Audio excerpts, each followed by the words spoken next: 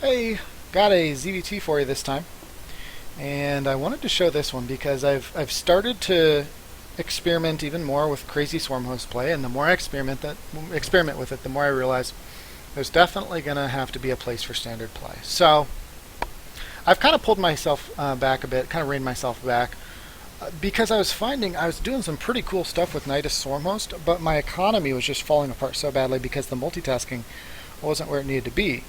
And kind of thought back to where I was back during beta and late release, or early release, and why I did so well with the Swarm Hosts. And it's kind of because, again, back to the mechanics, you got to kind of earn the right to play in an interesting way or creative way, especially if it involves multitasking. So I said, okay, for certain situations I'm going to allow myself to go ahead and play standard, but in that case I have to really take pride in my mechanics. I got to kind of try to aspire to be Stefano in that regard, where I just say, okay, my game is purely about getting the most perfect mechanics I possibly can pull off. That way it still allows me in the future to kind of earn the right to be more creative.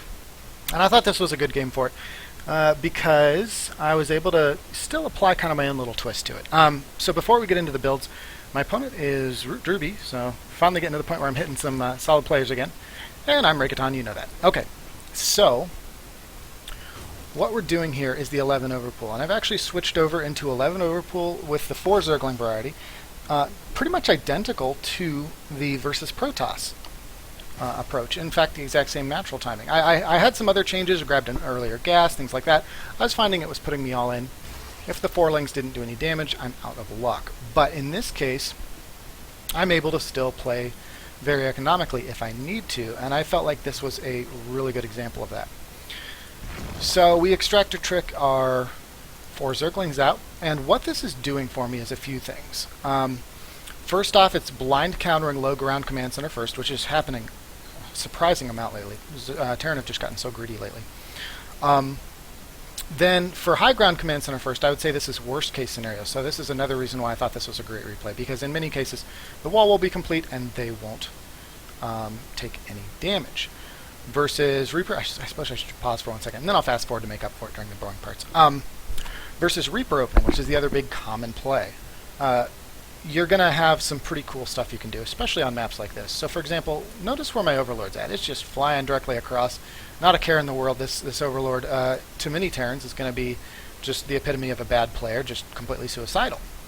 But what that's allowing me to do is, for example, if instead of, as I'm about here is usually the timing, instead of seeing nothing at all, I'm going to see a Reaper come flying out. So these lings down here, they're going to hang out right down here, wait for the Reaper to get halfway across the map, and then go, surprise! Sorry, I won't make UHF references anymore because I'm sure none of my viewers get UHF anymore. Just thought about that as I was saying it. Anyways, the Reaper expand always drops a low ground command center. So it's inevitable I'm going to be able to go ahead and cancel that command center.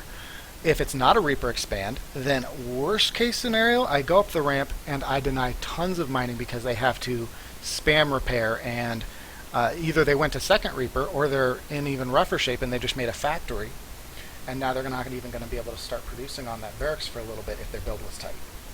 And they end up missing a couple minutes of mining time, potentially, off of a few SCVs to maintain the repair.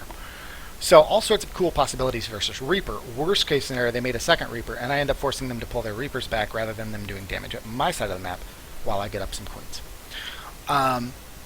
Otherwise, for example, the only other possibility would be a gasless 1-Rax expand. And that one's really cool because that's when this suicidal Overlord becomes not so suicidal. I just pull it back, it baits the Marines out. Every Terran takes the bait, hands down. I haven't seen a single time where they go, oh, if he's 11 overpool, I might lose these Marines for free. Because no one does 11 overpool. So I end up in that situation getting usually 2 Marines, sometimes just 1, but usually they'll send a second Marine out shortly after, and I can bait the Marines out far enough that then my lings go ahead and kind of spring the trap when they're far enough away that the SCVs won't be able to save the Marine. So there's all sorts of possibilities there to make this cost effective. But this is the one that, generally speaking, if you hadn't accidentally made that supply depot up top, this is the one that gives me a little trouble, because unless I get lucky with the SCVs scooting to the wrong side of the building, I'm not going to get really any damage done here. Maybe I'll force a little bit of repair time, and that's pretty much the extent of it. Attack the supply depot, force them to repair it, I deny a little bit of mining. Maybe I get 50 to 100 minerals worth of mining, but that still doesn't make an 11 overpool worth going 11 overpool.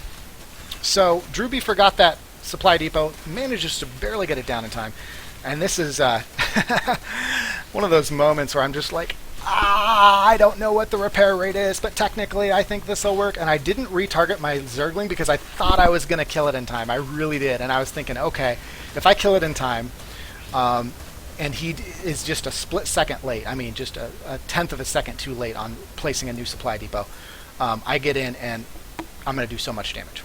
Forlings with micro are going to do so much versus one Marine in those SCVs. At the very least, I'll have to pull for quite a while on a lot of SCVs.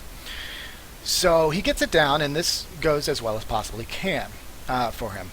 On my side of the map, this is where I said, okay, you know what? I've seen before where high ground orbital, really hard for me to deal with. So I say, well, he can't attack me. So it turned into the first time I've ever done this, and it definitely won't be the last.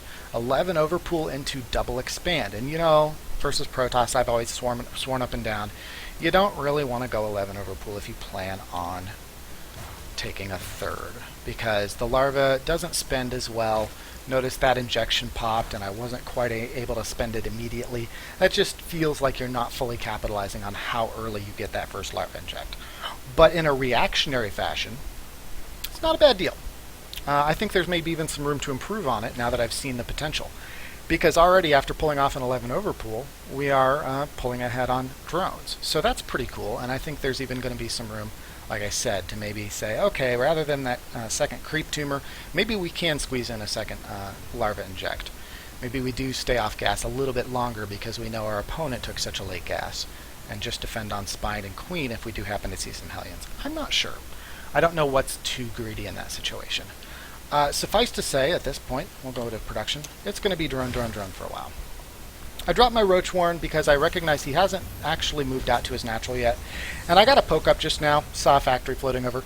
Technically my Overlord also, if we go over to my vision, saw Starport and Tech Lab. So I go ahead and say, well, pretty soon here I'm going to need a spore at each base. And so that's my reaction. I think it's a pretty good one. But one thing I'm going to have to get used to as my MMR bumps back up where it belongs is not underestimating my opponent's micro, because you get in, especially people who are playing from like gold and they randomly start to promote to platinum, you kind of know what this is like. You get into this routine where you're used to saying, my micro is probably better than my opponent's, so they're going to probably make mistakes X, Y, and Z. So actually that's a good one to watch on normal. So, you know, you can see I make that assumption with my opponent here. And you can see that this is micro I've done many times before, and I'm used to them being much less efficient with their Banshee, because we see, first off, I path down, because I'm thinking, he's going to take forever to kill it. But look at how quickly he responds and starts scooting exactly with my movements. So my logic here is let's keep scooting back, pulling him gradually towards the spore, and he's just going to be on an attack move, and he'll just very inefficiently follow me and shoot, follow me and shoot.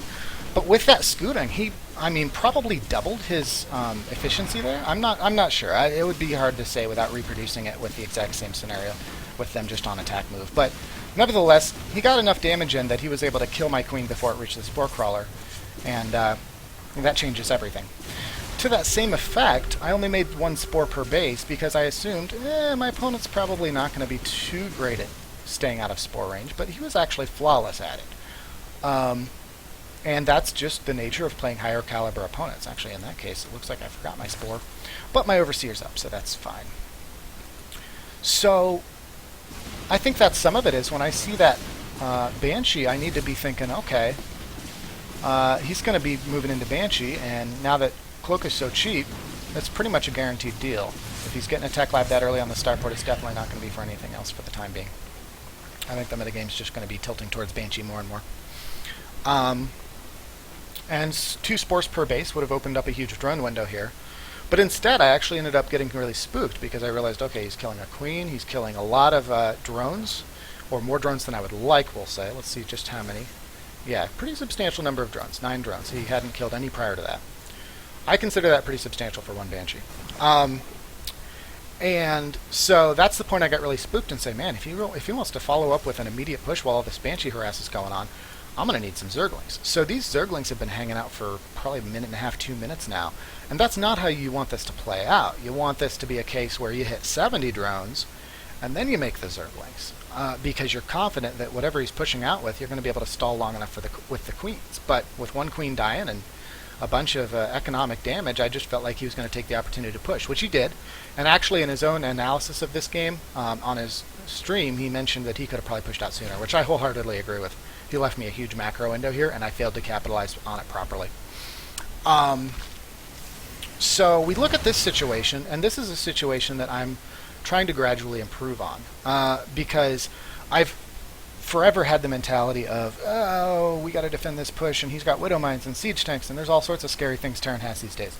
Well, I'm just going to avoid the scary things from now on, because I feel like this actually is the best way to go, while just taking another base. In fact, right now I have 500 minerals. I see no reason I can't have a hatchery already starting at my other potential third. Just move over to the pocket from the vertical and let him kill it. Let him take all the time he wants bringing those down, because all the while he's occupied while I'm moving in with mutas. And that's something I need to get comfortable with, is anytime I hit a greedy drone window, I need to have a contingency plan in place to either A, pull his army back with a speedling run by, which, what are my speedlings doing over here? Absolutely nothing. What would they be doing over here? Crushing him. I mean, just combined with the mutas, we would probably see him either pull back or force a base trade, which in this case, given my 17 mutas, is very favorable for me. So yeah, there's a lot of room for improvement here, but I'm starting to wrap my head around the fact that, you know, if I'm going to go back into muta-based play, and if mutas are so freaking good now, I don't have to defend, not in the slightest. It's very similar to the logic with the Swarm Host, where I don't have to defend. I'd rather actually get my Swarm Host outside of his natural and shut down his rally. But now it can apply to mutas as well. So we see me sort of execute that, but lots of room for improvement, obviously. I think I can stall him. I think I can maybe even save the base. So I kind of half-heartedly defend. Whereas if I had had my mutas here, once these Widow Mines were triggered, I think I could have very easily held. But then we'd be on 3 base versus 3 base. So instead, we get in there, and we're able to do quite a bit here. Up to 15, 16 workers killed. Pretty good. Now I get over to this turret, and this is one other thing I want to mention here. So I get over to the turret, and that first volley does pretty well. And had I committed to it from the get-go, I would have killed that turret very efficiently and in time to do some real damage before the Marines arrived. Probably even with enough mutas to kill off all the Marines healthily with good micro, and then clean up even more SCVs. But instead, I hesitated right after the first volley on the turret. It got a full repair, and that actually made all the difference in the world between that being an efficient attack and tilting my attack a little bit back towards just breaking even, or maybe even a bit in his favor. Altogether, we got 18 workers. Not bad. Not as good as I would like with the Ling run by combined with the mutas, though. So I need to get more comfortable with a Ling commitment telling me, okay, these need to be committed, or these need to be positioned in a way where they can run by the moment he attacks my third. Because that's just going to be the consistent choice for aggression there. Alright, so at this point we're down to 2 base, and we finally make the transfer, and I wander onto Widow Mines that I thought had been pulled back. I need to just stop assuming that. Terran players more and more are just using their Widow Mines in a fire and forget capacity. And because they're Widow Mines, that's actually surprisingly efficient. Because if they've forgotten about them, odds are I've forgotten about them. So, yeah, I need to just start not forgetting about them and throwing a changeling at him and then cleaning him up free. Start punishing my Terran opponent for using them in that fashion, and that'll be good for me. But in the meantime, we're in a little bit of a rough shape because of those things I just mentioned. So I'm kind of starting to think, okay, well, I really like to get my opponent back down to 2 base in this scenario, especially with how the longer I can keep him on 2 base, the more this map becomes very, very Zerg favored, especially since we have 2 points of attack when he tries to move out. But that's only if I've shut him down on his third. And he's got similar logic, which makes perfect sense. He's got Zerg on 3 base, he might as well keep him there. Now he actually saw a small transfer over to my 4th, so not a fan of that. That's not a common 4th to take. I need to maybe just start droning that up off of its own larva production, or transferring through the bottom, but I actually transferred through the mid, and he saw the drones on the way and killed them. So maybe just manually pathing it would do me a world of good. Help keep that alive a little longer so that I can reestablish map control.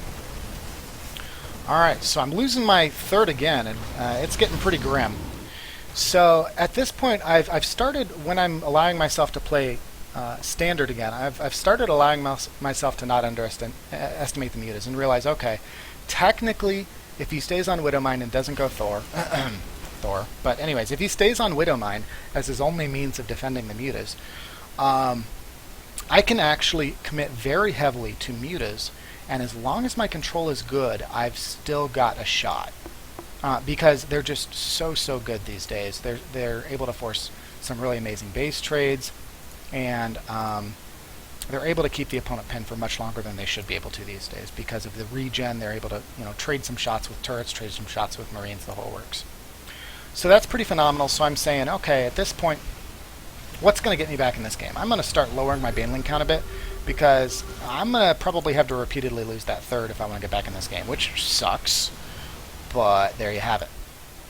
So what I'm doing now is I'm trying to gradually stack up that muta count while also opening up some opportunities to do as much economic damage as possible, and above all else, try and give him reasons to stay home. So, for example, those depots, really not that impactful considering his supply, but what they do is they open up his third so that I can go ahead and hit a baneling bust.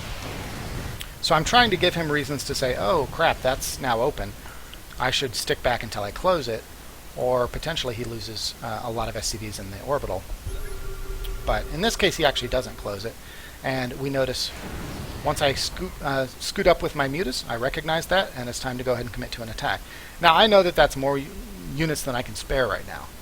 That much is obvious, but I'm in a situation here where I need to make sure that I'm taking advantage of opportunities, even if they then give him an opportunity, because really you're starting to reach a point in this kind of a game where you're not just going to have to play a good game, potentially a flawless game. You're going to have to play a really good game. Things like that can't happen, like you just almost kill it rather than kill it.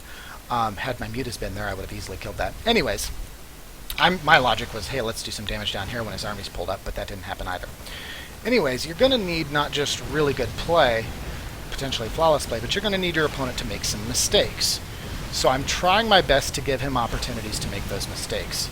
He doesn't make them. He understands, okay, he just lost a bunch of banelings to not kill an orbital. Now he's trying to pull me back with his mutas, so I'll just commit the army that I have back at home, but everything else is going to kill his third. He's having very good. He's making very good decisions here, and I'm trying to give him opportunities to make some bad ones, but that's not going to happen. So there we have it. I feel like that's still pretty much my best course of action. One other thing that I want to kind of point out about all this was, this is a situation where many times I would quit, and some might say, well, you should have quit. You just wasted Drewbie's time. You just wasted your own time. I'm trying my best to get out of that mentality. I've been watching Cats a lot, actually, and say what you will about Cats. Sometimes he's very gimmicky. Sometimes he's, he lets himself get into a rut where he just makes the same units the entire game. But one thing you've got to say about Cats is he sticks to the game. I mean, I've seen games where he's down on one base versus a 3-base Zerg, and he plays it out for another 40 minutes off of Turtle Swarm Host and manages to almost take the game. I mean, he does stuff like that, and sometimes he wins. So I'm starting to try and follow the logic of, do I have 1% or greater chance of winning this game? Okay, then let's stay in it. And right now I feel like, maybe it was only 5%, but I had a chance to win this game. Now, I maybe didn't pull out all the stops on improving that. For example, if I'm relying on opponents' mistakes, I need to be researching burrow and putting burrowed mines, baneling mines, everywhere I can, because he has yet to make a Raven. And that, at this point in the game, I would consider to be a mistake by many Terran players, because there's just too much potential these days for burrowed banelings when you've seen that many Marines committed. So I think there's still some room for me to improve on that logic, and if it means 5% turns into 10%, then I consider that a success. Oh, I should have caught this. Nothing too spectacular. We can see the baneling count wasn't quite high enough. I had 3 banelings tucked down there, and I actually initially intended them for some speedling pressure that was thwarted, so I pulled the lings back and eventually morphed them into banelings and busted. I'm going to start doing that more and more. but I'm going to have to gauge kind of what's a reliable commitment, because the risk there is just one tank means that you're not going to do any damage. So you could run a speedling in, but then you run the risk of queuing your opponent off and they pull the SCVs. So I consider it to be better to just move the banelings in and give them as little time to react as possible. Which means I need to commit few enough banelings that if a tank shot kills them all, I'm not too terribly behind. So I would say 3 can maybe become 4 to 6. Anything more than that is going to be a dangerous overcommitment that I cannot afford in a direct engagement with his remaining army. Or I can't afford to lose. So, yeah, this engagement, any Terran players are going to love it. I love it too because technically it's sound, minus the mutas. But we're going to look at the banelings and speedlings because that's the part that's technically sound, and that supports my point, and I like supporting my point. So look at my points of engagement. The only way I could have fixed this was adding a 4th. I am attacking from the north. I don't know my cardinal directions. I believe that's west and that's east. But technically on this map it doesn't make any sense anyway. So we're going to go left, right, up, down. Yeah. I'm attacking from 3 different locations, and my attacks are fairly well timed, but his splitting is pretty good too. But the nice thing about this kind of attack is when they don't have any tanks, you're going to really force their marines into a bad spot. So really your big concern is making sure that if you see a widow mine starting to fire, you split your banelings a bit. And your speedlings, and you make sure not to hit the tanks. But other than that, you're going to get some pretty good efficiency. But just not enough units. I mean, there's only so much you can do at 130 supply to a 200 supply. Now, regarding the mutas, this is a lesson hard learned, but it's not one I'm going to forget. I've seen Idra do this a lot, but I've never had this kind of a hit on my mutas before, where he just randomly switches back into mine and just says, okay, well, if you make one right click that's wrong, you're going to lose 25 mutas to 1 volley. So, easy fix. When I'm about to directly engage and he's expecting my mutas to arrive, I need to send 1 muta ahead. It's going to be just a suicide. Maybe I send the Overseer ahead. That's technically a cheaper gas investment, even though it's a little more minerals. I don't know. Either way, 1 in front of the rest. It's going to trigger all of these widow mines to show their position when they start to fire, even if they don't necessarily fire. Actually, I need to test that. Now that I think about it, with smart firing, only a certain portion of them will trigger. I believe so. But I'll need to test that to find out, because they'll recognize that it won't take more than 1 to kill. That's an interesting test. I'll have to find that out. I'll let you guys know. I'll make a note to it. But either way, if I fly in and I see widow mine, whether it's plural or singular, I'm going to probably know that it's a bad idea to move in with my flock altogether. So I'll do a little bit of a split and then I'll move them over. Even if they arrive a little late, that's better than them all dying for free. So that's an easy thing to fix. Optimally, I want to be sending in changelings so I see the widow mines ahead of time so I have an accurate count and I know that this is a concern. But in a case like this where he caught me off guard with the push, it's as good as it gets. So we'll go ahead and let this play out the rest of the way, and any Terran players who are watching, enjoy this. What do they call it? Enjoy your moment of zen. I gotta say, even as a Zerg player, that was a beautiful sight. Even as the Zerg player who just lost 25 meters for free, that was a beautiful sight. Okay, so that's it. And I hope you guys enjoyed it. I think this was a really good loss to show because it was a case of you know, never say die, and I feel like even though I pulled it back to basics in terms of my unit composition, I feel like I pushed myself as a player in terms of sticking with the game and making sure I make some good decisions. One other thing worth noting, Drewbie did stream this game, and he actually streamed some really good analysis of the game as well. But the really cool part was he saw my 11 overpool double expand, and it was like you got to see his head explode. It was pretty funny. He was just like, wait, that's a really early pool. And then he goes fast forward just a second and sees 2 bases, 2 expansions, and he goes, the fuck? So it's pretty good. I'll probably link it in the YouTube description. All right, so that's about it. Thanks a bunch for watching, guys.